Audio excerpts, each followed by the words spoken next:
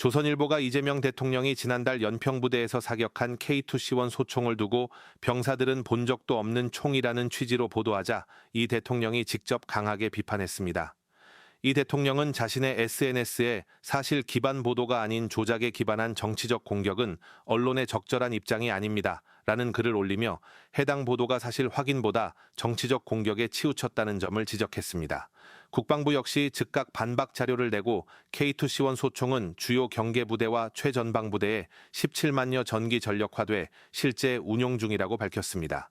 특히 대통령이 방문한 연평부대의 경우 모든 보병 전투 요원이 K2C1 소총을 사용하고 있다며 마치 병사들은 접하지도 못한 특별한 총을 대통령에게만 제공한 것처럼 보도한 것은 명백한 왜곡이라고 반박했습니다.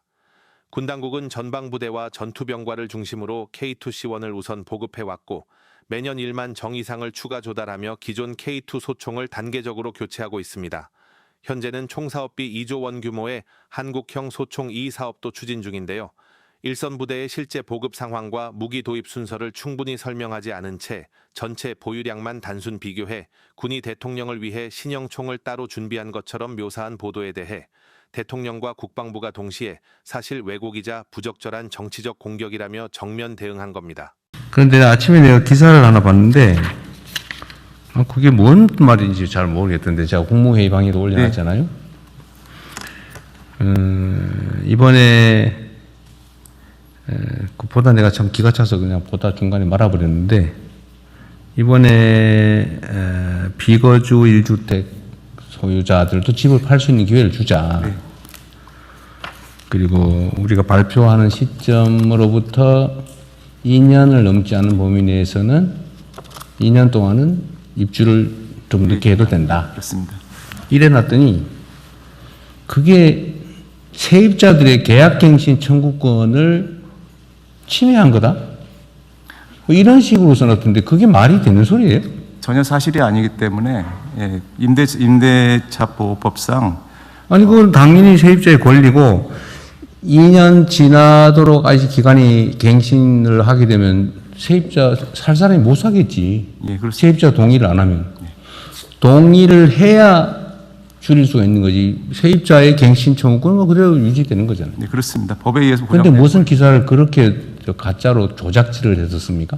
그래서 오전에 그 보도 해명 자료를 배포를 했고요. 그리고 또 언론중재위에 지금. 네, 그런 건 엄정하게 대응하세요. 가짜뉴스라고. 의도를 가지고 일부러 내가 보기엔 내용을 써놓은 걸 보니까 알면서 일부러 그렇게 쓴 거예요. 몰라서 무식해서 그렇게 쓴 게 아니고 알면서도 왜곡을 해가지고 2년 안에 다 쫓겨나야 된다 세입자가 이따위로 써놨잖아요. 네, 그렇습니다. 어떻게 기사들을 그런 식으로 써서 국정을 폄훼를 합니까? 왜 그러는가 모르겠어. 부동산 투기하는 집단인가. 제가 봐도 아주 그럴싸하게 써놨었습니다. 조금만 자세히 보면 전혀 안 그럴싸해요. 네.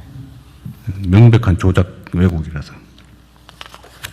어쨌든 그런 이 국가 정책을 왜곡하고 호도해가지고 뭔가 다른 목표를 이루려고 하는 경향들이 일부 있어요. 특히 부동산 투기는 그래요. 부동산과 관계된 데는 너무나 광범위하게 부동산 투기의 이해관계를 가진 집단이 많아가지고 거기 매달리는 집단이 많은 것 같습니다. 중심을 잘 잡고. 며칠 전에도 그 매물이 나왔는데 그거를 중국인들이 다 금매를 다 사갔다는 그런 매체인가 샀다고 하는 것도 그것도 거짓말이었다면서요? 완전 거짓말입니다. 그 왜 그런 식의 거짓말 기사를 쓴 거예요, 도대체?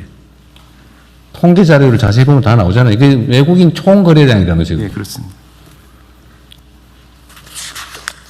그 중국 현금증 뭐 이런 거 유발하려고 일부러 그러는 거죠.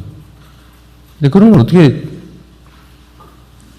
그 법무부에서 보면 그건 처벌 대상 아닙니까? 명백하게 가짜 뉴스 쓰는 거?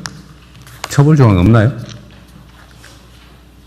네, 그 점에 대해서 뭐 사실관계가 그러니까 좀 기존에는 명예훼손과 뭐 모욕 등 기존 형법으로 처벌을 해 왔었는데요. 가짜 뉴스 대응 관련해서는 그것을 처벌하기 위한 정보통신망법상 처벌하기 위한 법안이 작년 가을에 국회에서 통과된 것으로. 그건 이제 배상에 관한 거고 형사처벌은 그 전기통신사업법인가 뭐 거기에 네. 그 가짜 뉴스, 가짜 정보를 흘려가지고 공공의 질서에 뭐 피해를 입히거나 이러면 처벌하게 옛날에 그냥 가짜 뉴스를 유포하는 것 자체를 처벌하다 위헌 판결이 났고, 그걸 내가 알기로는 법률 개정을 했는 걸로 아는데, 이렇게 명백하게 언론이라는 기사라는 이름으로 허위를 유포해서 정책 혼선을 주는 건 처벌할 수 있지 않나? 한번 검토 한번 해봐 주세요. 예, 그 부분에 대해서 말씀드리겠습니다. 뒷부분에 민정 네네. 예, 말씀 주신 대로 그 전기통신법이 개정이 돼서 가짜 뉴스를 통해서 경제적 이득을 취득한 경우에는 형사 처벌을 할 수 있게 돼 있습니다. 이득을 취하는. 그래서 최근에 이제 유튜브를 통해서 가짜 뉴스를 해서 그걸 통해서 경제적 이득까지 얻은 경우에는 형사 처벌을 하고 있습니다. 그 약간 점잖아 보이는 그 지면 기사, 인터넷 기사를 쓰는 것 자체는 처벌하기 어렵겠네요. 그 영리 그렇습니다. 그게 영리를 얻을 경우에 한해서 이제 처벌하게 돼 있고 그 외에 이제 구체적으로 명예훼손이나 모욕이 있을 때는 형법으로 처벌하고 있습니다. 이상입니다. 정부 정책을 왜곡 조작하는 가짜 기사를 쓰는 경우는 처벌하기가 당장 쉽지는 않겠네요. 하여튼 그 관련 부처들이 네. 정정보도 청구를 하든지 반론보도 청구를 하든지 해서 이런 건 확실하게 책임을 물으세요. 그냥 나중에서도 한참 지난 다음에 그러면 그 제목 고쳐줄게 이래가지고 또 대충 넘어가잖아요. 저희 직원들이 아주 굉장히 어렵게 만든 정책을 한순간에 망가뜨리는 거기 때문에 적극적으로 대응해야 된다고 생각하고 있습니다. 그것도 얼마나 고민해서 만든. 그런 것도 있어요. 그 기사 중에 맨날 막 바뀐다. 뭘 바뀌기는 똑같은 거죠. 예를 들면 이 발표하는 시점으로부터 2년을 허용해 준 거잖아요. 네, 맞습니다.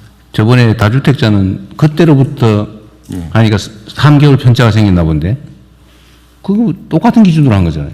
그 부분도 해명 같이 했습니다. 네. 하여튼 다른 부처들도 마찬가지로 이런 거 그냥 넘어가지 마세요. 열심히 일해가지고 정책 결정해서 해놓으면 그걸 이상하게 왜곡 조작 보도해가지고 혼선 일으키고 또 시장에 나쁜 신호 주고 아주 못된 사람들이에요. 네, 다음 가십시다.